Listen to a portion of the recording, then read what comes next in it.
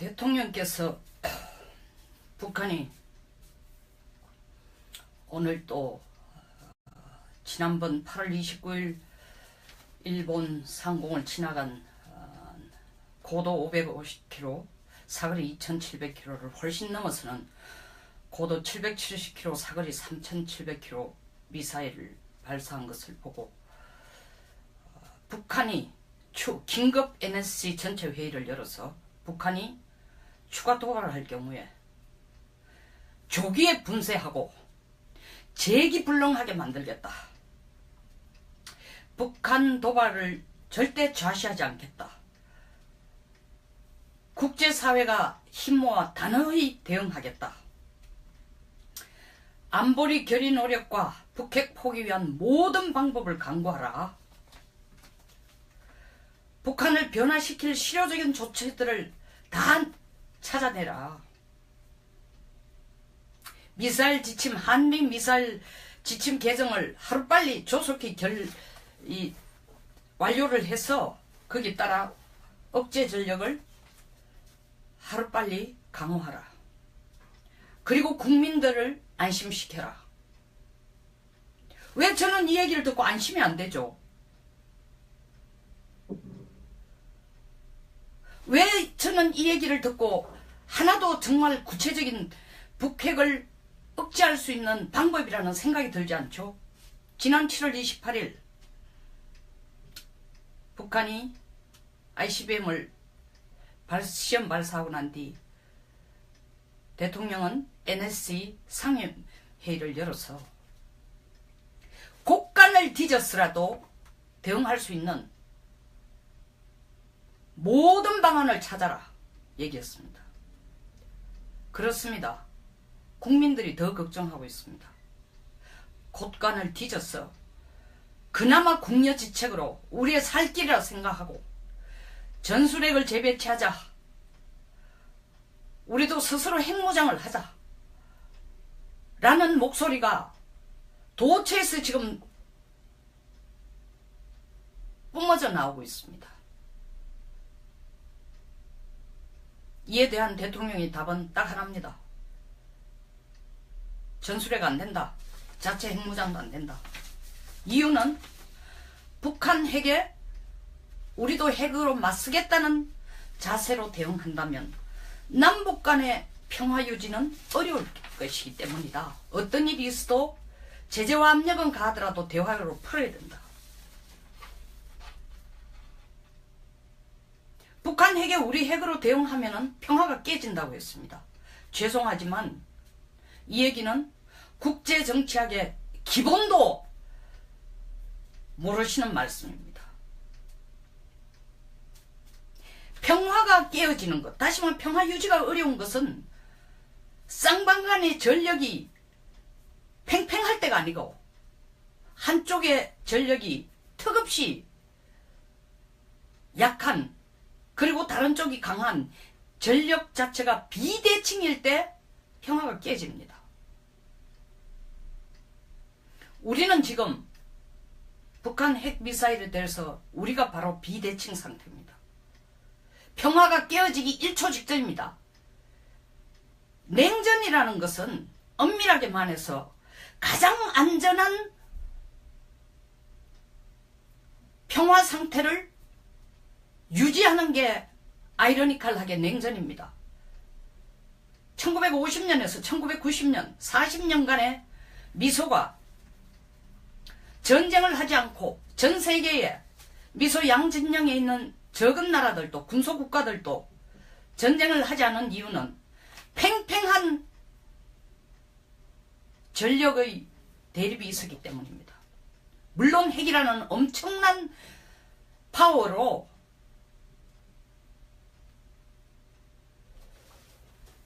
핵 경쟁을 한 그 결과이기도 하지만 말입니다. 그래서 국제정치학에서는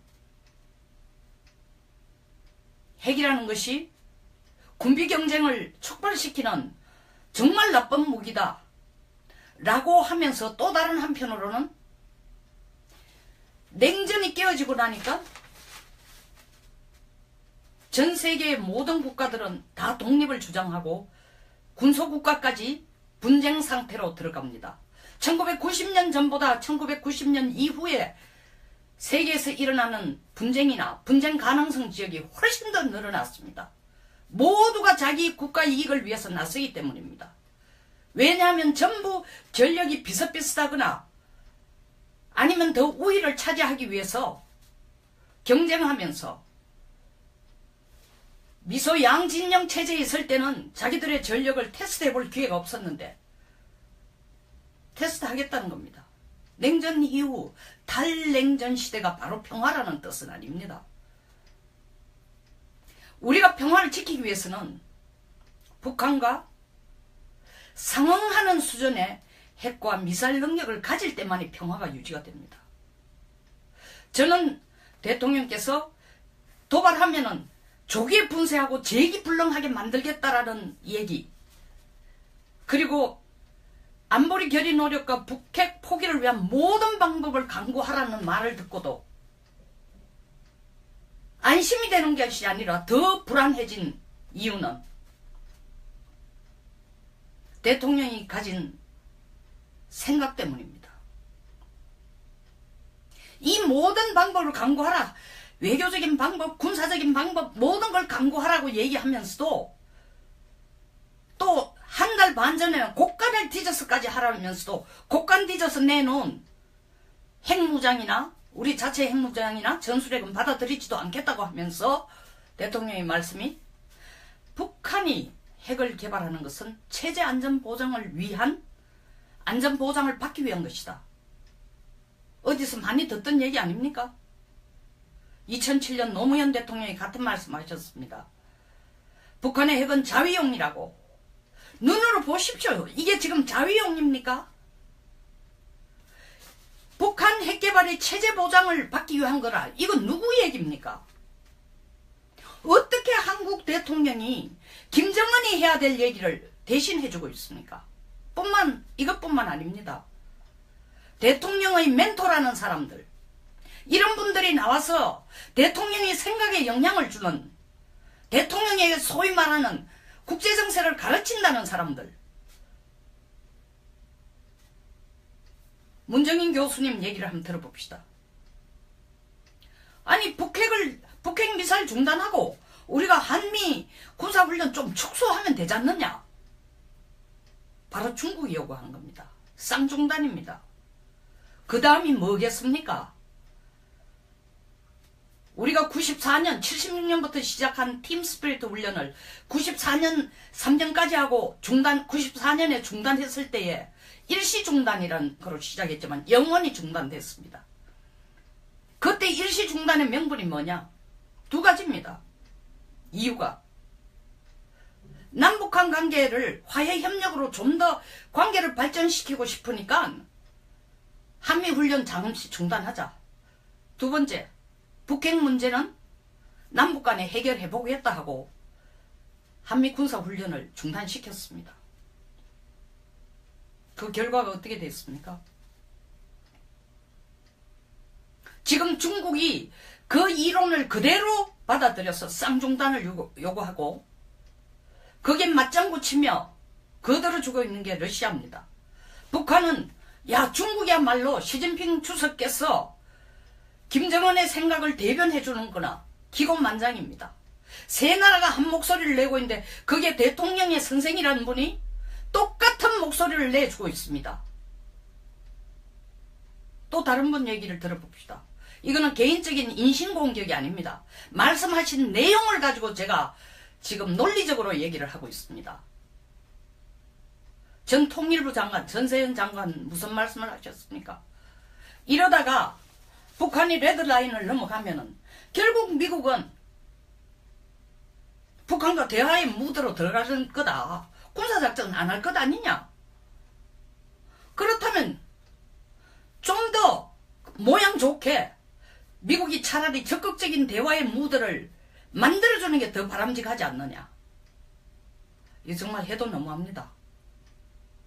이런 분들이 대통령의 남북관, 대북관 내 직접적인 영향과 가르침을 주니 대통령도 10년 전에 노무현 대통령이 한 얘기와 똑같은 얘기를 하고 있습니다. 5,100만의 사활이 왔다 갔다 하는 상황에서 북한이 핵 개발한 것은 체제 보장을 받기 위해서라고 합니다. 북한이 핵 개발한 것은 그들이 체제 안전 보장을 얻어내기 위해서라고 말씀하시는 대통령이 우리의 목숨과 안전과 재산을 지켜준다 할 때 누가 믿을 수 있습니까? 그 말을 못 믿는 것뿐만 아니라 더 나아가서는 그 말에 진위조차 의심하지 않을 수가 없습니다. 자, 북한 도발하면은 뭐라고 했습니까? 조기에 분쇄하고 재기불능하게 하겠다. 저는 조만간에 김정은이가 더 큰 걸 터뜨릴 것 같습니다. 정말 조기에 분쇄하고 재기불능하게 나를 만들 수 있는지 보라는 식으로 반드시 보여줄 것 같습니다. 그런 일이 없어야 하지만 지금까지 해온 김정은의 태도를 보면 그러고도 남을 수 있다는 거죠.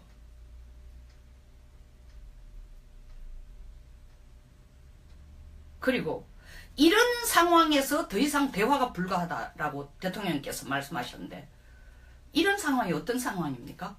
그럼 이때까지 북한이 올해 들어 문 대통령이 취임하고 난 뒤 11차례의 미사일과 핵실험에 도발을 한데도 오늘에 이르기까지, 오늘 이전까지는 이런 상황, 다시 말해 대화할 수 없는 상황이라고 한 번도 생각하신 적이 없다는 뜻입니까?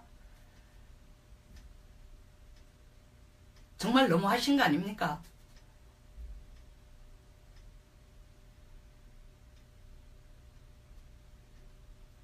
그리고 외교적 군사적 수단을 다 동원하라 해놓고 군사적 수준으로 우리가 생각할 수 있는 외교적 수단으로 우리가 생각할 수 있는 전술핵 배치 미국에 요구하거나 아니면 우리 스스로의 핵무장을 하자는 군사적 조치 왜 안 받아들이십니까? 그러면서 외교적 군사적 조치 할 수 있는 건 다 하라는 겁니다. 누가 하라는 겁니까? 대통령이 하지 말라고 해놓고 또 지금 나와서 바로 하라 그럽니다. 이러니까 국민들이 대통령 말씀이 어느 쪽이 진짜냐 정말 의아해하고 있습니다. 오늘 대통령이 말씀하신 걸 저는 하나하나 따져보고 싶습니다. 첫째, 정의용 물론 대통령의 말씀과 직접 관계되는 건 아니지만 그 청와대 분위기로 정의용 국가안보실장과 맥메스터 백악관 국가안보보좌관은 지금 통화한 게 한두 번이 아닙니다. 무엇을 논의하고 있는지 모르겠습니다. 미사일만 날랐다 하면 통화한다는 기사는 계속 나옵니다. 그런데 대통령은 계속 나타나서 대통령은 국민 앞에 서서 북한은 자위형으로 핵개발하는 거니까 국민들 걱정하지 마라. 더더구나 이런 말씀하셨습니다. 북한 도발에 한국 경제가 흔들림이 없는 걸 보이 전쟁 위험은 없다라고 말하는 내 말이 잘 뒷받침되고 있지 않느냐. CNN 인터뷰에서 이렇게 얘기했습니다. 아니 그럼 북한 미사일이 쏘면 하루아침에 경제가 파탄납니까? 그러면 주가가 한 20% 폭락을 해야 대통령 말이 틀렸다는 게 증명이 됩니까? 경제라는 건 국가 차원의 경제정책이라는 건 결실이 아주 늦게 나타납니다. 레간 대통령 때 작은 정부, 시장 중심주의를 했을 때에 많은 반발이 있었습니다. 그리고 재정적자가 급격하게 늘어났습니다. 그래서 최악의 대통령이니 이런 비난까지 나왔습니다. 영화배우, 삼류 영화배우 하다가 대통령을 하니 저 수준밖에 안 된다. 심지어 그런 얘기까지 나왔습니다. 그러나 역사는 그가 죽고 난 뒤에 미국 역사상 링컨 대통령 다음으로 위대한 대통령으로 지금 꼽고 있습니다. 왜? 경제 성공, 그 경제 철학, 그 경제 원칙의 과일을 클린턴 대통령 때부터 시작해가 20년간 따먹고 있으니까요. 최근 전 독일 총리 슈레더 총리가 와서 포퓰리즘 빠지면 안 된다. 개혁을 하려면 한국의 노동개혁 좋은 생각이다 얘기했습니다. 개혁을 하려면은 포퓰리즘에 휘둘리면 안 된다고 얘기했습니다. 마카롱 마찬가지입니다. 60% 이상의 압도적인 지지를 받고 대통령이 되지만 지금 30%도 안 됩니다. 지지율이. 개혁의 진군을 하고 있기 때문입니다. 이대로 가서는 프랑스는 끝난다고 생각했기 때문입니다. 우리 문 대통령은 대통령 취임할 때보다 지금 지지율이 더 높습니다. 대통령 지지율 높은 걸 제가 배아파하는 건 아닙니다. 대통령 지지율이 높으면서 국민이 안전하고 경제가 발전한다면 정말 우리가 대통령 잘 뽑은 거죠. 청년 실업이 10%를 지금 넘어가고 있습니다.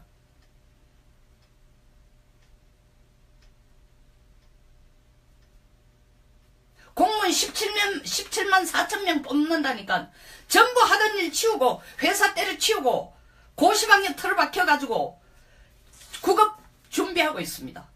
대한민국 역사상 공무원 9급 7급 공무원의 시험 경쟁률이 가장 높아졌습니다.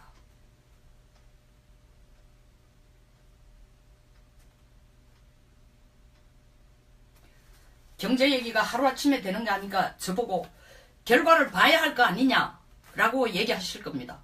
예, 결과를 봐야 된다고 생각합니다. 그런데 제가 이 얘기를 끄집어내는 이유는 북한 도발에 한국 경제가 흔들림이 없는 거 보니까 흔들림도 없고 전쟁이 안 나는 거 보니까 내 말이 맞지 않느냐. 전쟁 위험이 없다는 것 내가 얘기한 것 말이 맞지 않냐. 정말 대통령이 전쟁 위험이 없다고 생각하면 무엇 때문에 NSC 전체 회의를 소집해서 군사적 외교적 모든 수단을 강구하라고 얘기합니까?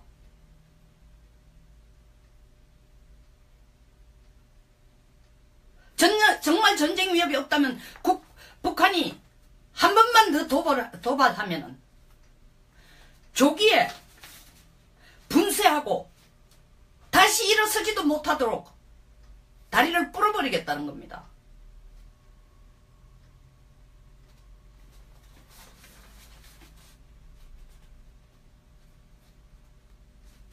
애가 골목에서 얻어터지고 돌아와서 아빠한테 깡패한테 맞았다.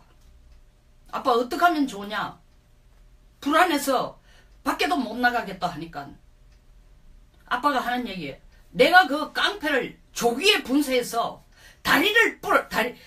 사투리로 다리 몽다리를 부러버리겠다. 재기불능하게 하겠다. 근데 이 아빠는 평소에 스파링도 연습 안 하고 주먹에 힘을 키운 적도 없습니다. 골목에 나가는 순간 아들뿐만 아니라 아빠도 깡패한테 휘둘리고 얻어맞게 돼 있는 형편인데 그때 아들이 아빠 보고 뭐라 그러겠어요? 아빠 말은 고맙지만 나 아빠 못 믿겠어. 아빠는 깡패보다도 힘도 없고 평상시에 복싱 연습도 안 했고 깡패처럼 싸움하는 것도 준비 안 했고 어떻게 이기는 거야? 아 괜찮아 내 말 믿어. 정 못 믿겠으면 내 말 좀 들어봐. 사실은 저 사람이 깡패가 아니고 아빠 친구란 말이야. 그러니까 너한테 일부러 겁주는 채 그렇게 했을 뿐이지 실제로 나랑 같이 있으면은 너가 내 아들이라는 걸 알면 안 때릴 거야. 지금 이 논리로 국민들한테 얘기하고 있습니다. 대통령이 말씀하신 내용, NSC에서 말씀하신 내용을 저는 항목별로 좀 보고 싶습니다. 국제사회와 함께 모든 외교적 방법 강구해라. UN 대북제재가 만장일치로 통과한 것 자체가 중요하다. 전 세계가 우리의 뜻을 지지하지 않느냐. 정말로 북한이 계속 도발하면 국제사회가 석유 공급하는 것까지도 중단할 것이다. 이건 누구 마음대로입니까? 미국이 압력을 중국의 목을 쪼도 석유 중단하는 거 안 하고 있습니다. 한국이 요구하는 거 아닙니다. 미국이 나서가 얘기하는데도 눈도 깜짝 안 하고 있습니다. 거기에 러시아까지 등달아 하는 얘기가 뭡니까? 아 우리는 북한에 들어가는 정유 제품의 4%만 우리가 수출하고 있으니까 우리 건 아주 아무것도 아니다. 끊어나 보내주나 똑같은 거다. 미미한 거니까 구태여 그거 석유 중단할 필요가 없다. 그러면서 내심 중국이 하는 걸 손뼉치고 있습니다.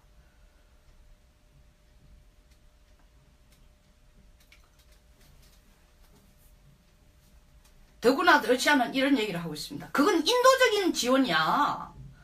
우리가 석유를 안 주면은 걔들 공장도 가동이 안 되고 병원도 안 돌아가면은 국민 생활 자체가 불편하니까 인도적인 지원, 인도적인 지원이라고 얘기하니까 또 하고 얘기가 있습니다. 지금 이 상황에서 영아 유아를 돕기 위해서 800만 달러를 보낸다고 발표를 했습니다. 그리고 청와대 얘기는 인도적 지원이라고 했습니다. 그러면서 왜 하필 이때냐고 얘기하니까 왜 하필 이때냐고 묻는 사람 자체가 상식에 맞지 않는 질문을 한다고 했습니다. 러시아도 자기들이 북한에게 기름을 주면 인도적이라 하고 우리는 이와 같이 북한의 핵 인질이 된 상태에서 얻어 터지고 나니 북한이 우리를 뭐로 보겠습니까? 때리니까 돈 나오더랍니다. 왜 하필 이때 보냅니까? 청와대 답이 굉장히 궁색합니다. 미국도 100만 달러, 러시아도 300만 달러를 보태줬으니까 우리도 정말 국제사회가 다 지원하는데 우리 빠질 수 없다. 맞습니다. 영유아를 도와주자라는 얘기는 저도 국회에 있을 때 2004년, 5년에 그게 토론이 되고 상임위에서 논의가 되고 통과시킨 겁니다. 그러나 그때 우리가 통과시킬 때에 한국이 북한의 핵 위협 앞에서 미사일의 위협 앞에서 곧 전쟁이 터질 것 같은 아니면 핵노예가 되는 핵인질이 되는 상황에서도 우리는 포탄을 뚫고 북한의 영유아를 도우기 위해서 돈을 보내야 된다는 항목을 적은 적이 없습니다. 저는 그 깊은 뜻은 모르겠습니다. 어떤 분들은 이렇게 얘기하고 있습니다. 14선은 문 대통령께서 그리고 청와대의 대다수가 성경처럼 생각하는 14선언을 지키기 위해 노 대통령께서 만들어 놓은 그 작품을 실천하기 위해서 북한에게 좀 더 화해 분위기를 만들기 위해서 이런 제스처를 쓰지 않느냐라는 추측도 내놓고 있습니다. 그런 분석도 하고 있습니다. 저도 나름대로 그 분석이 일리가 있다고 생각하지만 저는 거기까지를 생각은 차마 못했습니다. 왜? 대통령이 나서서 너무나 적극적으로 국민들을 돌보고 국민들을 안심시키고 본인이 책임져서 모든 국민들을 돌보겠다 했기 때문에. 근데 오늘 어제 CNN과 인터뷰하면서 한 얘기, 북한 핵은 자위용이다, 체제 보장받기 위한 거다 라는 얘기를, 그런 말을 하는 걸 보고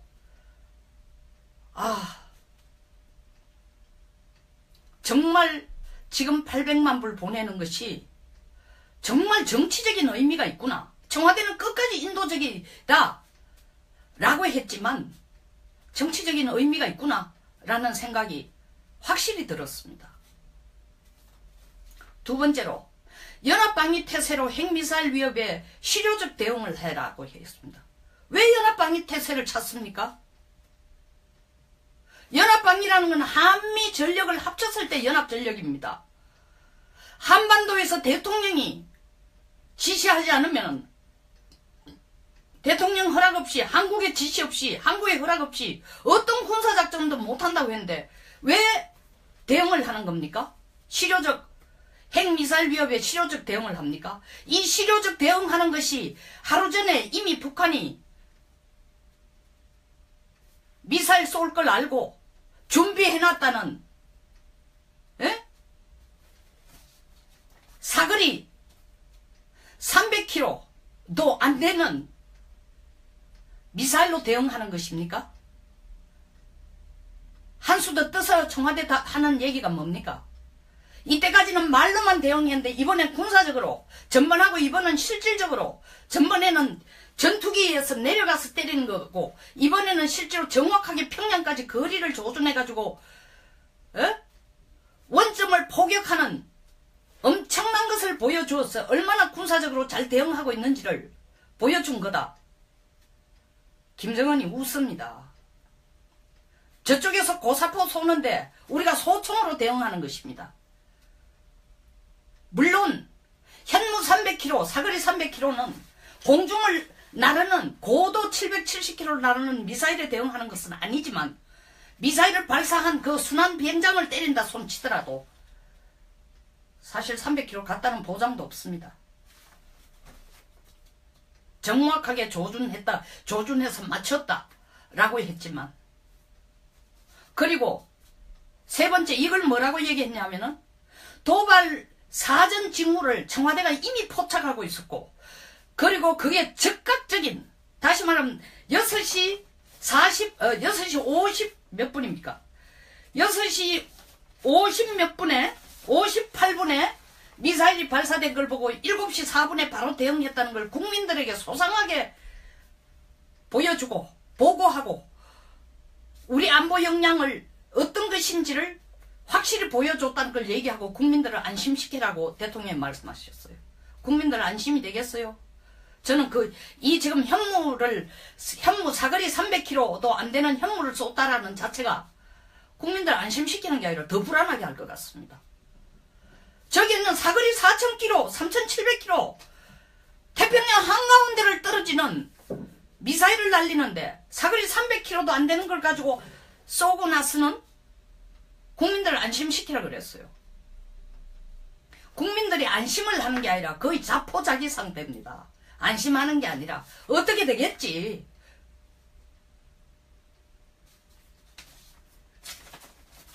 네 번째로, 북한 EMP 공격, 생화학 위협 등 새로운 유형 위협에 대해서도 면밀히 분석 대비하라.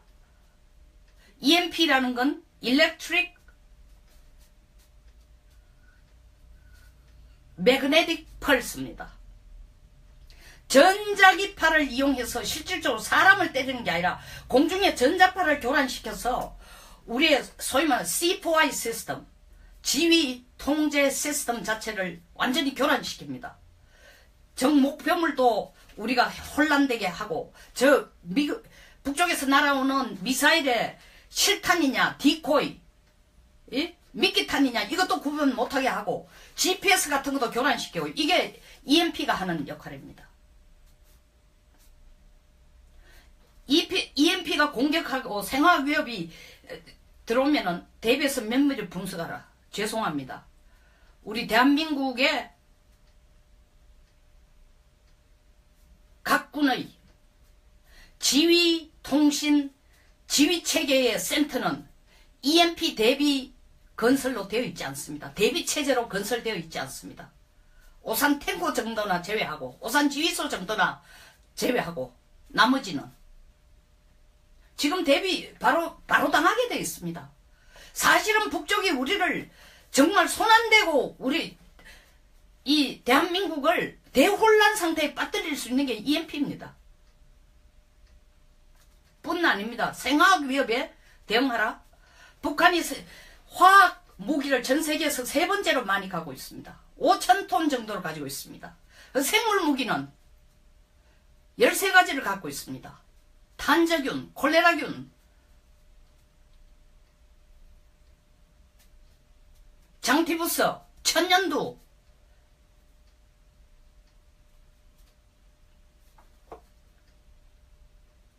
우리나라 백신이 없습니다.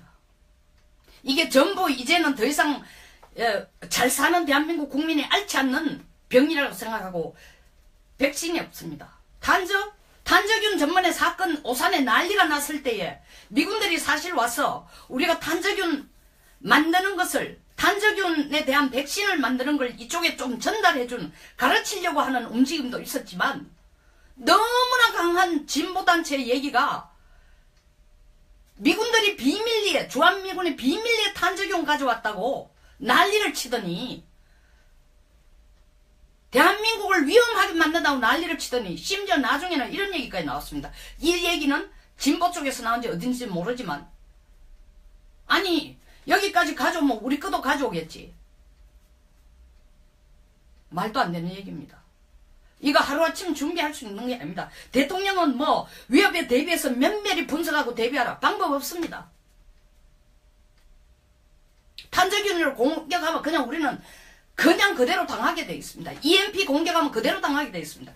그런데 더 웃기는 거는, 정말 더 웃기는 겁니다. 청와대가 뭐라고 얘기했냐면은, 이 생화 위협이나 EMP 공격은 북한의 다양한 위협 체계가 있는데 우리가 지금 핵하고 미사일에 너무 집중하다 보니까 이쪽을 소홀히 할까봐 원론적인 수준에서 대통령께서 거기까지 언급하셨다고 얘기하고 있습니다. 세상에 이렇게 안일한 청와대가 어디 있습니까? 우리나라 생화학 무기의 상황, 우리나라 생화학 화생방 훈련이 어느 정도 돼 있는지 더 이상 얘기하고 싶지 않습니다. 제가 국회 국방위에 있을 때 화생방에 대응하는 마스크를 써봤습니다. 제대로 작동 안 됩니다. 훈련도 아주 제한되어 있습니다. 그냥 죽게 되어 있습니다. 그 다음 대통령은 북한 핵미사일 문제 해결 주체는 미국과 중국 등 국제사회로 이 듣는 국가들 콧방귀 낍니다. 중국은 뭐라고 얘기했습니까? 북한 핵 문제는 한국과 미국과 북한이 책임져라. 우리는 아무 관계도 없다. 방울 단 사람이 방울 떼와야 될 거 아니냐. 이 얘기할 때에 그러면 그런 얘기를 할 것 같으면 중국은 왜 우리가 북한 핵의 억지에 대해서는 북한 핵을 억제하기 위해서 사드를 배치한다는데 콩나라 밤나라 대추나라 얘기하느냐를 정부는 한마디도 안 했습니다. 중국은 이렇게 빙뽕을 쳐요. 미국은 또 뭐라고 얘기합니까? 한미연합체제에 강경하게 대응하기 위해서 맥케인 같은 상원의원은 어떻게 얘기했습니까? 도저히 그냥 지나갈 수 없다. 전술핵 배치라도 재배치라도 우리가 고려해야 되겠다. 이 얘기는 미국이 전술핵을 주겠다는 얘기가 아닙니다. 한국이 독자적인 핵개발도 지금 고민을 심각하게 해봐라. 최소한 그런 강경한 태도로 북한에 대응하라라는 그 메시지인데 대한민국 대통령이 북한 핵미사일 해결 주체는 미국과 중국이라고 했습니다. 해결 주체가 미국과 중국인데 다시 말하면 키를 가진 사람이 미국과 중국인데 그 사람들이 자동차 키를 가졌는데 왜 대통령에게 운전석을 내줍니까? 미국과 중국의 국제사회가 이 문제를 해결해야 될 주체로 대한민국 정부가 단독으로 군사적 제재나 대응을 할 수 있는 건 아니다라고 말씀하셨어요. 맞습니다. 대한민국 정부가 단독으로 제재나 군사적 대응을 할 수 없으면서 왜 대통령은 전번에 한국의 허락 없이 작전을 할 수 없다. 주한미군 작전을 할 수 없다. 우리 혼자 하겠다는 뜻이었습니다. 우리 허락 없이 안 된다 해놓고 지금 여기서는 대한민국 정부가 단독으로 할 수 없다 합니다. 주한미군 미국이 워싱턴에서 이 얘기를 들으면 어떻게 생각하겠습니까? 도대체 우리들어 워싱턴 보고 어떻게 하라는 얘기야? 아니면 하와이 미 태평양 함대 사령부 보고 사령관이 도대체 문 대통령이 우리에게 하라는 얘기가 뭐냐? 나서라는 거야? 뒤에 물러서 있으라는 거야? 아니면 우리를 총알바지로 앞에 나가라는 얘기인가? 아니면 우리가 한반도에서 빠질 테니 자기들이 혼자서 독자적으로 하겠다는 건가? 도대체 메시지가 너무 헷갈린다. 틀림없이 이렇게 나올 수도 있다는 거죠. 다음으로 CNN과 인터뷰에서 우리는 북정권 교체 바라지도 않는다. 김정은 좋아하겠습니다. 정확하게 러시아가 중국이 똑같은 얘기를 했습니다. 우리가 석유를 보내는 걸 금지하는, 석유를 중단할 수 없는 이유가 북한 정권이 무너지면, 김정은 정권이, 북한 정권이 아니고 김정은 정권이 무너지면은 우리가 너무 골치 아프니까 어떤 일이 있어도 김정은 정권을 무너뜨리는 일은 없어야 된다라는 이유로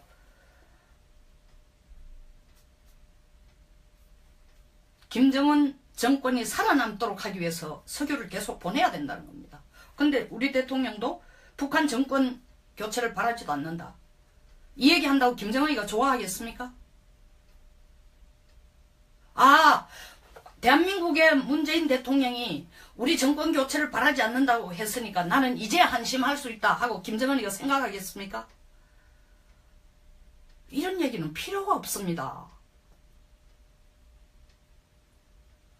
제가 볼 땐 이 얘기는 대한민국 국민을 위해서 하는 얘기가 아니에요. 김정은을 위해서 하는 얘기예요.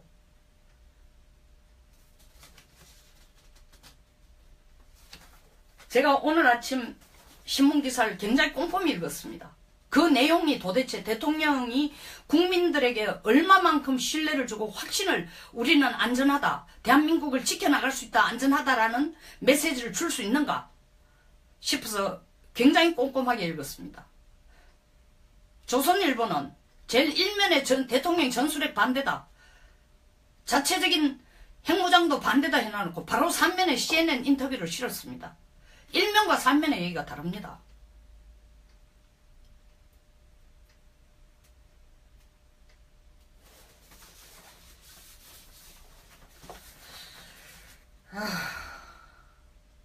어떤 분은 제가 방송할 때 목소리가 너무 크다, 너무 열낸다고 하는데, 사실 국가안보 문제가 나오면 제가 열이 지금 좀 고분고분하고 뭐 여성적이고 상냥하게 웃으면서 하는데, 이건 상냥하고 뭐 웃으면서 할 주제가 아닙니다. 불안합니다. 불편합니다. 믿을 수가 없습니다. 도대체 대한민국이 어디로 가는지 대통령만 믿고 핵무장도 하지 마라, 전술핵도 가져오지 마라. 저는 핵무장 전술핵보다도 한국과 일본과 대만이 합쳐서 핵 컨소시엄을 만드는 것이 중국에 대한 하나의 압박도 되고 미국에 대한 한미동맹을 강화해서 우리를 확실히 지켜달라는 요구도 된다고 얘기했지만, 그 얘기는 전술핵은 절대 안 되고 한국 핵무장은 절대도 안 된다는 게 아니고, 그것도 좋고 그것도 좋고 좋다라는 것은 다 고려해야 될 옵션이지만, 실질적으로 줄 사람한테, 그리고 우리가 개발할 시간적인 문제 이런 걸 생각할 때 그보다는 차라리 기술과 물질을 다 가지고 있는 일본을 좀 이용하든지, 아니면 우리와 같이 한 나라로 통일해야 되지만 핵과 미사일이 없는 비대칭 상태로 있는 대만 같은 나라가 우리 사정을 이해를 해서 같이 협력을 해서 핵 컨소시엄을 만든다는 게 중국에게 하나의 협박이, 위협이 되지 않을까 싶은 제안까지 했습니다마는, 미국이 전술핵 준다면 얼른 받아야죠. 미국이 앞장서서 워싱턴에서 전술핵 배치, 재배치까지 고민해야 된다 하고 있는데, 대통령이 잘라서 전술핵은 안 된다, 핵무장도 안 된다, 그러나 800만 달러를 북한에 보내라. 모유가 부족한 어린애, 영양실조 있는 애기들을 위해서. 미국도 보내고 러시아도 보내는데 한민족인 우리가 왜 안 보냈냐? 왜 하필 지금입니까? 왜 하필 지금이, 정말 왜 하필 지금이냐고 묻는 게 정말 상식에도 맞지 않는 질문입니까? 이건 정말 제가 볼 때는 국민들의 생각 수준이 초등학생 수준이라고 생각하고 자꾸 이러는 것 같아요.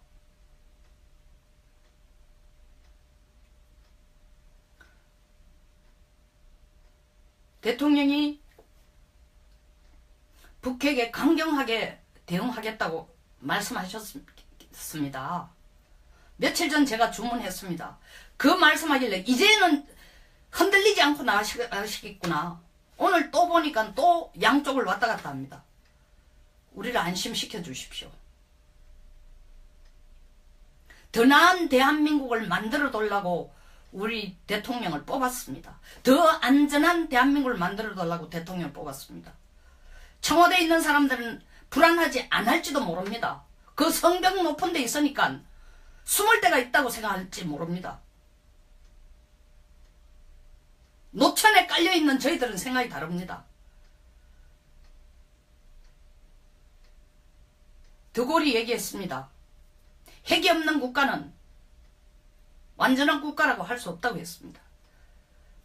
그 논리대로라면 우리는 완전한 국가가 아니라 독립된 국가라고 할 수 없다고 했습니다. 우리는 독립된 것도 아니고 주권을 가진 국가도 아닙니다.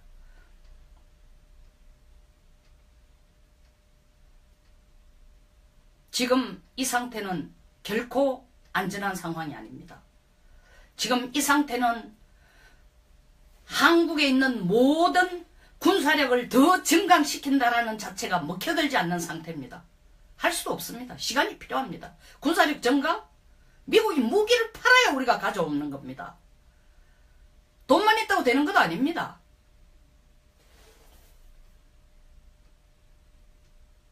문재인 대통령님, 한국에서 안심하고 대통령을 믿고 편안하게 살 수 있도록 도와주십시오. 오늘 여기서 마칩니다. 대통령께서 북한이 오늘 또 지난번 8월 29일 일본 상공을 지나간 고도 550km, 사거리 2700km를 훨씬 넘어서는 고도 770km, 사거리 3700km 미사일을 발사한 것을 보고 북한이 긴급 NSC 전체 회의를 열어서 북한이 추가 도발을 할 경우에 조기에 분쇄하고 재기불능하게 만들겠다. 북한 도발을 절대 좌시하지 않겠다. 국제사회가 힘모아 단호히 대응하겠다. 안보리 결의 노력과 북핵 포기 위한 모든 방법을 강구하라. 북한을 변화시킬 실효적인 조치들을 다 찾아내라. 미사일 지침, 한미 미사일 지침 개정을 하루빨리 조속히 완료를 해서 거기에 따라 억제 전력을 하루빨리 강화하라. 그리고 국민들을 안심시켜라. 왜 저는 이 얘기를 듣고 안심이 안 되죠? 왜 저는 이 얘기를 듣고 하나도 정말 구체적인 북핵을 억제할 수 있는 방법이라는 생각이 들지 않죠? 지난 7월 28일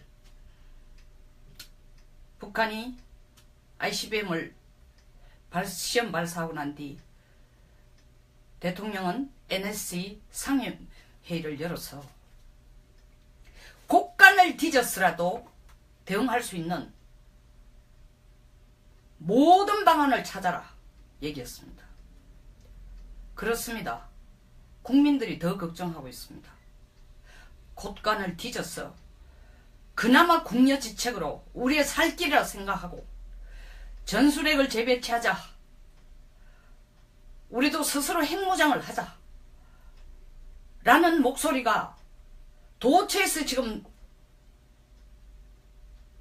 뿜어져 나오고 있습니다. 이에 대한 대통령의 답은 딱 하나입니다. 전술핵 안 된다. 자체 핵무장도 안 된다. 이유는 북한 핵에 우리도 핵으로 맞서겠다는 자세로 대응한다면 남북 간의 평화 유지는 어려울 것이기 때문이다. 어떤 일이 있어도 제재와 압력은 가하더라도 대화로 풀어야 된다. 북한 핵에 우리 핵으로 대응하면 평화가 깨진다고 했습니다. 죄송하지만 이 얘기는 국제정치학의 기본도 모르시는 말씀입니다. 평화가 깨어지는 것, 다시 말하면 평화 유지가 어려운 것은 쌍방간의 전력이 팽팽할 때가 아니고 한쪽의 전력이 턱없이 약한, 그리고 다른 쪽이 강한 전력 자체가 비대칭일 때 평화가 깨집니다. 우리는 지금 북한 핵미사일에 대해서 우리가 바로 비대칭 상태입니다.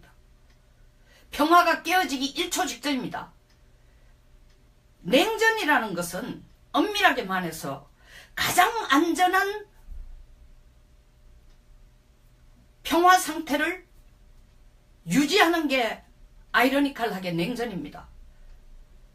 1950년에서 1990년 40년간의 미소가 전쟁을 하지 않고 전 세계에 미소 양진영에 있는 적은 나라들도 군소국가들도 전쟁을 하지 않은 이유는 팽팽한 전력의 대립이 있었기 때문입니다. 물론 핵이라는 엄청난 파워로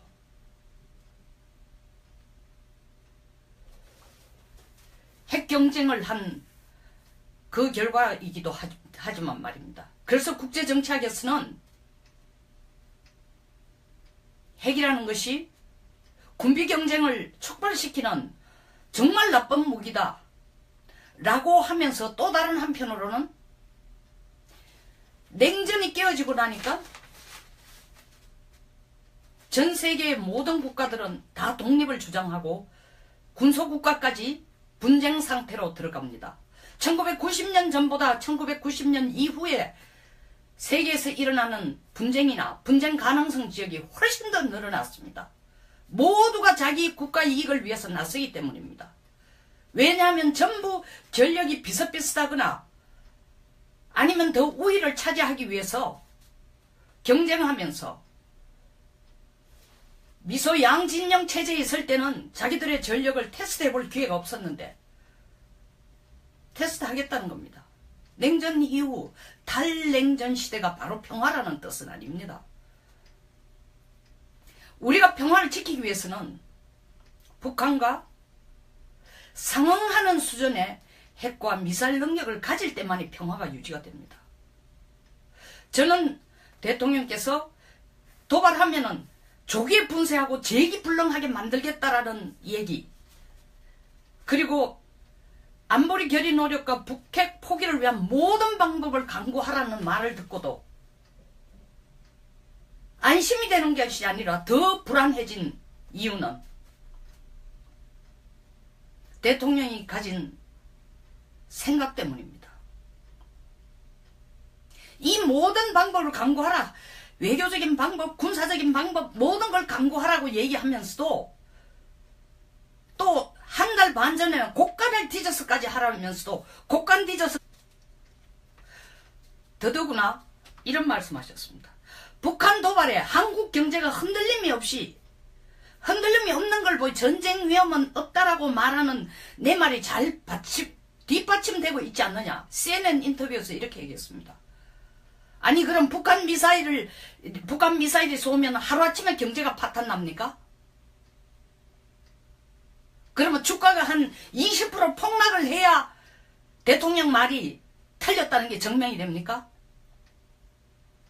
경제라는 건, 국가 차원의 경제정책이라는 건 결실이 아주 늦게 나타납니다. 레간 대통령 때 작은 정부, 시장 중심주의를 했을 때에 많은 반발이 있었습니다. 그리고 재정적자가 급격하게 늘어났습니다. 그래서 최악의 대통령이니 이런 비난까지 나왔습니다. 영화배우, 삼류 영화배우 하다 대통령을 하니 저 수준밖에 안 된다. 심지어 그런 얘기까지 나왔습니다. 그러나 역사는 그가 죽고 난 뒤에 미국 역사상 링컨 대통령 다음으로 위대한 대통령으로 지금 꼽고 있습니다. 왜? 경제 성공, 그 경제 철학, 그 경제 원칙의 과일을 클린턴 대통령 때부터 시작해가 20년간 따먹고 있으니까요. 최근 전 독일 총리 슈레더 총리가 와서 포퓰리즘 빠지면 안 된다. 개혁을 하려면 한국의 노동개혁 좋은 생각이다 얘기했습니다. 개혁을 하려면은 포퓰리즘에 휘둘리면 안 된다고 얘기했습니다. 마카롱 마찬가지입니다. 60% 이상의 압도적인 지지를 받고 대통령이 되지만 지금 30%도 안 됩니다. 지지율이. 개혁의 진군을 하고 있기 때문입니다. 이대로 가서는 프랑스는 끝난다고 생각했기 때문입니다. 우리 문 대통령은 대통령 취임할 때보다 지금 지지율이 더 높습니다. 대통령 지지율 높은 걸 제가 배아파하는 건 아닙니다. 대통령 지지율이 높으면서 국민이 안전하고 경제가 발전한다면 정말 우리가 대통령 잘 뽑은 거죠. 청년 실업이 10%를 지금 넘어가고 있습니다.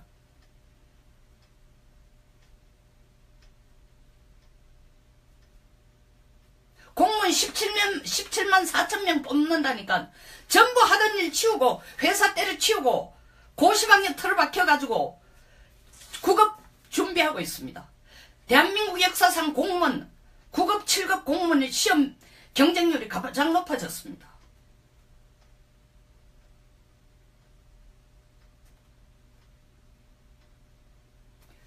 경제 얘기가 하루아침에 되는 게 아니까 저보고 결과를 봐야 할 거 아니냐라고 얘기하실 겁니다. 예, 결과를 봐야 된다고 생각합니다. 그런데 제가 이 얘기를 끄집어내는 이유는 북한 도발에 한국 경제가 흔들림이 없는 거 보니까, 흔들림도 없고 전쟁이 안 나는 거 보니까 내 말이 맞지 않느냐. 전쟁 위험이 없다는 것, 내가 얘기한 것 말이 맞지 않느냐. 정말 대통령이 전쟁 위험이 없다고 생각하면 무엇 때문에 NSC 전체 회의를 소집해서 군사적 외교적 모든 수단을 강구하라고 얘기합니까?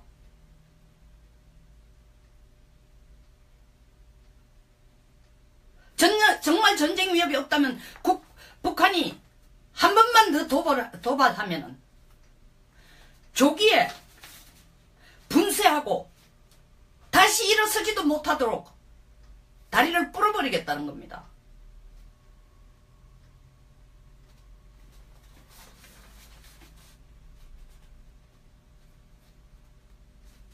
애가 골목에서 얻어터지고 돌아와서 아빠한테, 깡패한테 맞았다. 아빠 어떡하면 좋으냐.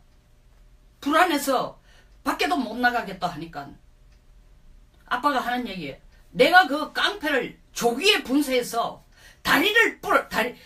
사투리로 다리 몽다리를 부러버리겠다. 재기불능하게 하겠다. 근데 이 아빠는 평소에 스파링도 연습 안 하고 주먹에 힘을 키운 적도 없습니다.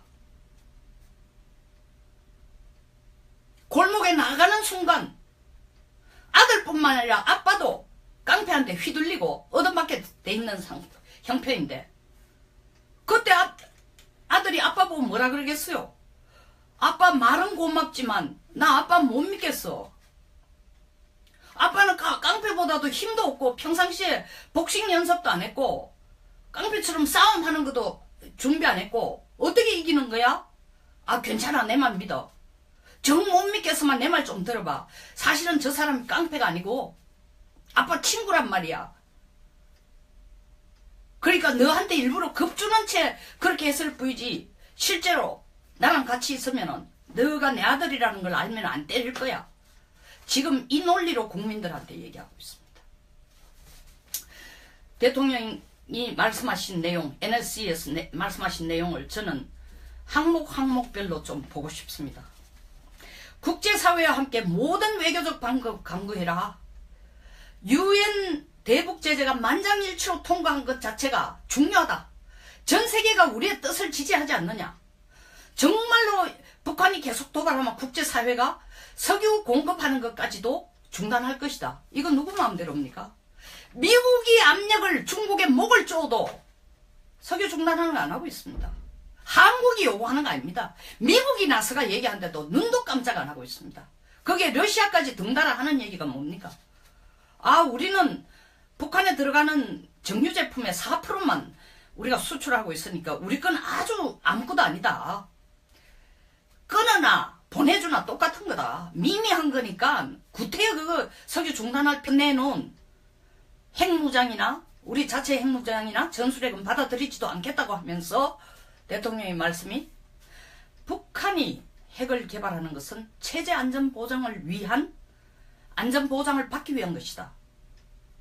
어디서 많이 듣던 얘기 아닙니까? 2007년 노무현 대통령이 같은 말씀하셨습니다. 북한의 핵은 자위용이라고. 눈으로 보십시오. 이게 지금 자위용입니까? 북한 핵 개발이 체제 보장을 받기 위한 거라. 이건 누구 얘기입니까? 어떻게 한국 대통령이 김정은이 해야 될 얘기를 대신 해주고 있습니까? 이것뿐만 아닙니다. 대통령의 멘토라는 사람들, 이런 분들이 나와서 대통령의 생각에 영향을 주는, 대통령에게 소위 말하는 국제정세를 가르친다는 사람들.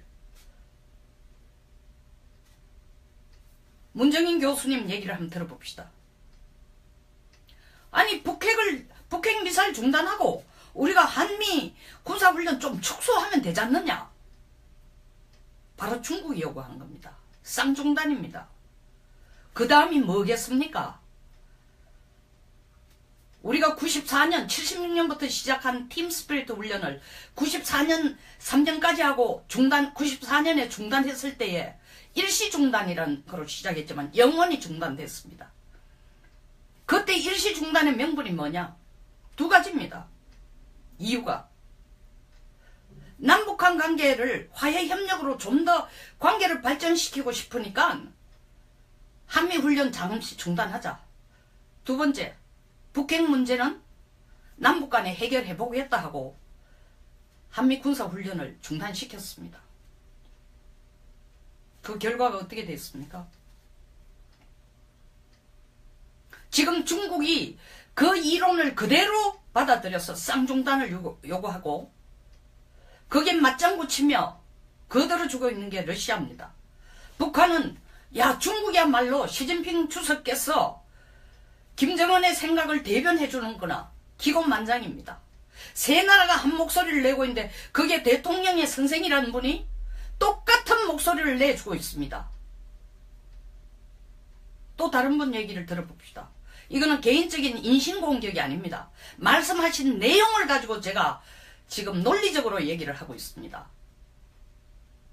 전 통일부 장관, 전세현 장관 무슨 말씀을 하셨습니까? 이러다가 북한이 레드라인을 넘어가면은 결국 미국은 북한과 대화의 무드로 들어가는 거다. 군사작전 안 할 것 아니냐? 그렇다면 좀 더 모양 좋게 미국이 차라리 적극적인 대화의 무드를 만들어주는 게 더 바람직하지 않느냐? 이게 정말 해도 너무합니다. 이런 분들이 대통령의 남북관, 대북관, 내 직접적인 영향과 가르침을 주니 대통령도 10년 전에 노무현 대통령이 한 얘기와 똑같은 얘기를 하고 있습니다. 5,100만의 사활이 왔다 갔다 하는 상황에서 북한이 핵개발한 것은 체제 보장을 받기 위해서라고 합니다. 북한이 핵개발한 것은 그들이 체제 안전보장을 얻어내기 위해서라고 말씀하시는 대통령이 우리의 목숨과 안전과 재산을 지켜준다 할 때 누가 믿을 수 있습니까? 그 말을 못 믿는 것뿐만 아니라 더 나아가서는 그 말에 진위조차 의심하지 않을 수가 없습니다. 자, 북한 도발하면은 뭐라고 했습니까? 조기에 분쇄하고 재기불능하게 하겠다. 저는 조만간에 김정은이가 더 큰 걸 터뜨릴 것 같습니다. 정말 조기에 분쇄하고 재기불능하게 나를 만들 수 있는지 보라는 식으로 반드시 보여줄 것 같습니다. 그런 일이 없어야 하지만 지금까지 해온 김정은의 태도로 보면 그러고도 남을 수 있다는 거죠.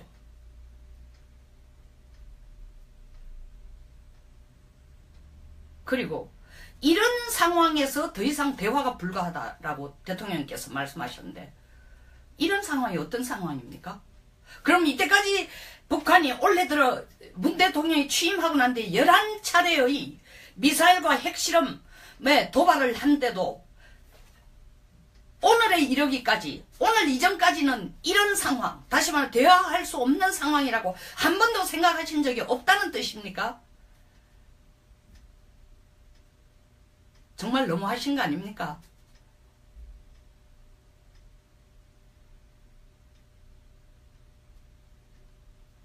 그리고 외교적 군사적 수단을 다 동원하라 해놓고 군사적 수준으로 우리가 생각할 수 있는 외교적 수단으로 우리가 생각할 수 있는 전술핵 배치 미국에 요구하거나 아니면 우리 스스로의 핵무장을 하자는 군사적 조치 왜 안 받아들이십니까? 그러면서 외교적 군사적 조치 할 수 있는 건 다 하라는 겁니다. 누가 하라는 겁니까? 대통령이 하지 말라고 해놓고 또 지금 나와서 바로 하라 그럽니다. 이러니까 국민들이 대통령 말씀이 어느 쪽이 진짜냐 정말 의아해하고 있습니다. 오늘 대통령이 말씀하신 걸 저는 하나하나 따져보고 싶습니다.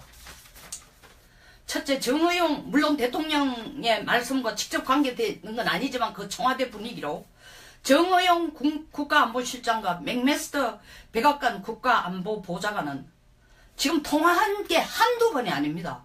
무엇을 논의하고 있는지 모르겠습니다. 미사일만 날랐다 하면 통화한다는 기사는 계속 나옵니다. 그런데 대통령은 계속 나타나서 대통령은 국민 앞에 서서 북한은 자위형으로 핵개발하는 거니까 국민들 걱정하지 마라. 필요가 없다. 그러면서 내심 중국이 하는 걸 손뼉치고 있습니다.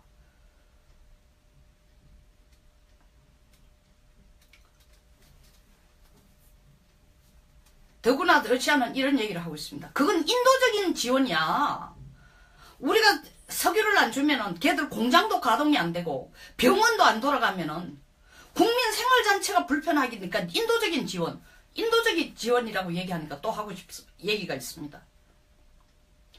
지금 이 상황에서 영아 유아를 돕기 위해서 800만 달러를 보낸다고 발표를 했습니다. 그리고 청와대 얘기는 인도적 지원이라고 했습니다. 그러면서 왜 하필 이때냐고 얘기하니까 왜 하필 이때냐고 묻는 사람 자체가 상식에 맞지 않는 질문을 한다고 했습니다. 러시아도 자기들이 북한에게 기름을 주면 인도적이라 하고 우리는 이와 같이 북한의 핵 인질이 된 상태에서 얻어 터지고 나니 북한이 우리를 뭐로 보겠습니까? 때리니까 돈 나오더랍니다. 왜 하필 이때 보냅니까? 청와대 답이 굉장히 궁색합니다. 미국도 100만 달러, 러시아도 300만 달러를 보태줬으니까 우리도 정말 국제사회가 다 지원하는데 우리 빠질 수 없다. 맞습니다. 영유아를 도와주자라는 얘기는 저도 국회에 있을 때 2004년, 5년에 그게 토론이 되고 상임위에서 논의가 되고 통과시킨 겁니다. 그러나 그때 우리가 통과시킬 때에 한국이 북한의 핵 위협 앞에서 미사일의 위협 앞에서 곧 전쟁이 터질 것 같은 아니면 핵노예가 되는 핵인질이 되는 상황에서도 우리는 포탄을 뚫고 북한의 영유아를 도우기 위해서 돈을 보내야 된다는 항목을 적은 적이 없습니다. 저는 그 깊은 뜻은 모르겠습니다. 어떤 분들은 이렇게 얘기하고 있습니다. 14선은 문 대통령께서 그리고 청와대의 대다수가 성경처럼 생각하는 14선언을 지키기 위해 노 대통령께서 만들어 놓은 그 작품을 실천하기 위해서 북한에게 좀 더 화해 분위기를 만들기 위해서 이런 제스처를 쓰지 않느냐라는 추측도 내놓고 있습니다. 그런 분석도 하고 있습니다. 저도 나름대로 그 분석이 일리가 있다고 생각하지만 저는 거기까지를 생각은 차마 못했습니다. 왜? 대통령이 나서서 너무나 적극적으로 국민들을 돌보고 국민들을 안심시키고 본인이 책임져서 모든 국민들을 돌보겠다 했기 때문에. 근데 오늘 어제 CNN과 인터뷰하면서 한 얘기, 북한 핵은 자위용이다, 체제 보장받기 위한 거다 라는 얘기를, 그런 말을 하는 걸 보고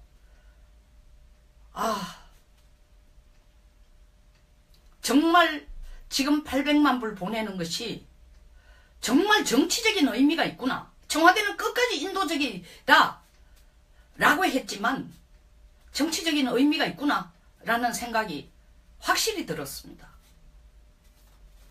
두 번째로, 연합방위 태세로 핵미사일 위협에 실효적 대응을 해라고 했습니다. 왜 연합방위 태세를 찾습니까? 연합방위라는 건 한미 전력을 합쳤을 때 연합전력입니다. 한반도에서 대통령이 지시하지 않으면, 대통령 허락 없이, 한국의 지시 없이, 한국의 허락 없이 어떤 군사작전도 못한다고 했는데 왜 대응을 하는 겁니까? 실효적 핵미사일 위협에 실효적 대응을 합니까? 이 실효적 대응하는 것이 하루 전에 이미 북한이 미사일 쏠 걸 알고 준비해놨다는 사거리 300km도 안 되는 미사일로 대응하는 것입니까? 한수 더 떠서 청와대 하는 얘기가 뭡니까? 이때까지는 말로만 대응했는데 이번엔 군사적으로, 전번하고 이번은 실질적으로, 전번에는 전투기에서 내려가서 때리는 거고 이번에는 실제로 정확하게 평양까지 거리를 조준해가지고 원점을 포격하는 엄청난 것을 보여주어서 얼마나 군사적으로 잘 대응하고 있는지를 보여준 거다. 김정은이 웃습니다. 저쪽에서 고사포 쏘는데 우리가 소총으로 대응하는 것입니다. 물론 현무 300km, 사거리 300km는 공중을 나르는 고도 770km를 나르는 미사일에 대응하는 것은 아니지만 미사일을 발사한 그 순환 비행장을 때린다 손치더라도 사실 300km 갔다는 보장도 없습니다. 정확하게 조준해서 맞췄다 라고 했지만, 그리고 세 번째 이걸 뭐라고 얘기했냐면은 도발 사전 징후를 청와대가 이미 포착하고 있었고, 그리고 그게 즉각적인, 다시 말하면 6시 50 몇 분입니까? 6시 50 몇 분에 58분에 미사일이 발사된 걸 보고 7시 4분에 바로 대응했다는 걸 국민들에게 소상하게 보여주고 보고하고 우리 안보 역량을 어떤 것인지를 확실히 보여줬다는 걸 얘기하고 국민들을 안심시키라고 대통령이 말씀하셨어요. 국민들 안심이 되겠어요? 저는 지금 현무 사거리 300km도 안 되는 현무를 쏟다라는 자체가 국민들 안심시키는 게 아니라 더 불안하게 할 것 같습니다. 저기는 사거리 4000km, 3700km, 태평양 한가운데를 떨어지는 미사일을 날리는데 사거리 300km도 안 되는 걸 가지고 쏘고 나서는 국민들을 안심시키라 그랬어요. 국민들이 안심을 하는 게 아니라 거의 자포자기 상태입니다. 안심하는 게 아니라 어떻게 되겠지.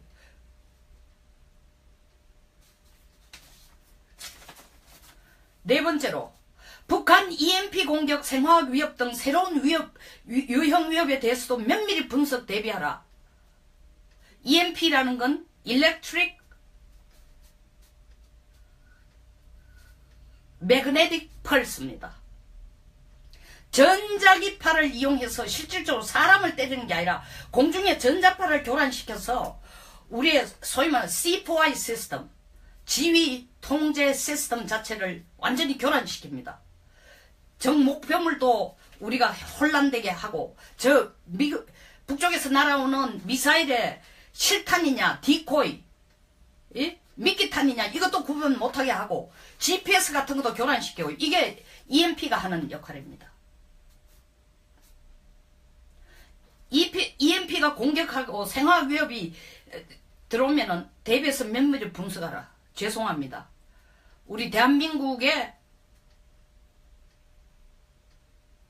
각군의 지휘, 통신, 지휘체계의 센터는 EMP 대비 건설로 되어 있지 않습니다. 대비 체제로 건설되어 있지 않습니다. 오산 탱고 정도나 제외하고 오산 지휘소 정도나 제외하고 나머지는 지금 대비 바로 당하게 되어 있습니다. 사실은 북쪽이 우리를 정말 손 안 대고 우리 이 대한민국을 대혼란 상태에 빠뜨릴 수 있는 게 EMP입니다. 뿐 아닙니다. 생화학 위협에 대응하라. 북한이 화학 무기를 전 세계에서 세 번째로 많이 가고 있습니다. 5,000톤 정도를 가지고 있습니다. 생물 무기는 13가지를 갖고 있습니다. 탄저균, 콜레라균, 장티부스, 천연두,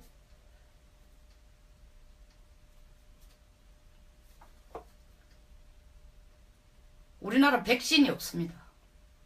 이게 전부 이제는 더 이상 잘 사는 대한민국 국민이 앓지 않는 병이라고 생각하고 백신이 없습니다. 탄저균 전번에 사건 오산에 난리가 났을 때에 미군들이 사실 와서 우리가 탄저균 만드는 것을 탄저균에 대한 백신을 만드는 걸 이쪽에 좀 전달해준 가르치려고 하는 움직임도 있었지만 너무나 강한 진보단체의 얘기가 미군들이 비밀리에 주한미군이 비밀리에 탄저균 가져왔다고 난리를 치더니 대한민국을 위험하게 만든다고 난리를 치더니 심지어 나중에는 이런 얘기까지 나왔습니다. 이 얘기는 진보 쪽에서 나온지 어딘지 모르지만 아니 여기까지 가져오면 우리 것도 가져오겠지. 말도 안 되는 얘기입니다.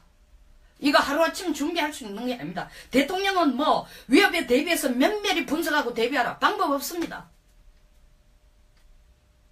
탄저균을 공격하면 그냥 우리는 그냥 그대로 당하게 돼 있습니다. EMP 공격하면 그대로 당하게 돼 있습니다.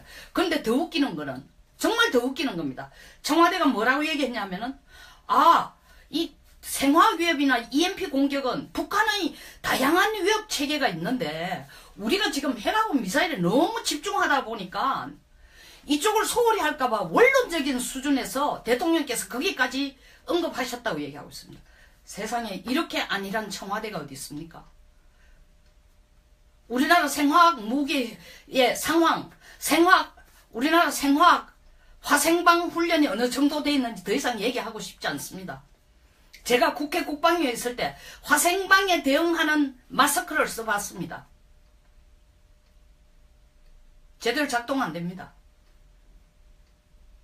훈련도 아주 제한되어 있습니다. 그냥 죽게 되어 있습니다. 그 다음 대통령은 북한 핵미사일 문제 해결 주체는 미국과 중국 등 국제사회로 이 듣는 국가들 콧방귀 낍니다. 중국은 뭐라고 얘기했습니까? 북한 핵 문제는 한국과 미국과 북한이 책임져라. 우리는 아무 관계도 없다. 방울 단 사람이 방울 떼와야 될 거 아니냐. 이 얘기할 때에 그러면 그런 얘기를 할 것 같으면 중국은 왜 우리가 북한 핵의 억제에 대해서는 북한 핵을 억제하기 위해서 사드를 배치한다는데 콩나라 밤나라 대추나라 얘기하느냐를 정부는 한마디도 안 했습니다. 중국은 이렇게 빙뽕을 쳐요. 미국은 또 뭐라고 얘기합니까? 한미연합체제에 강경하게 대응하기 위해서 맥케인 같은 상원의원은 어떻게 얘기했습니까? 도저히 그냥 지나갈 수 없다. 전술핵 배치라도 재배치라도 우리가 고려해야 되겠다. 이 얘기는 미국이 전술핵을 주겠다는 얘기가 아닙니다. 한국이 독자적인 핵개발도 지금 고민을 심각하게 해봐라. 최소한 그런 강경한 태도로 북한에 대응하라라는 그런 메시지인데 대한민국 대통령이 북한 핵미사일 해결 주체는 미국과 중국이라고 했습니다. 해결 주체가 미국과 중국인데 다시 말하면 키를 가진 사람이 미국과 중국인데 그 사람들이 자동차 키를 가졌는데 왜 대통령에게 운전석을 내줍니까? 미국과 중국의 국제사회가 이 문제를 해결해야 될 주체로 대한민국 정부가 단독으로 군사적 제재나 대응을 할 수 있는 건 아니다라고 말씀하셨어요. 맞습니다.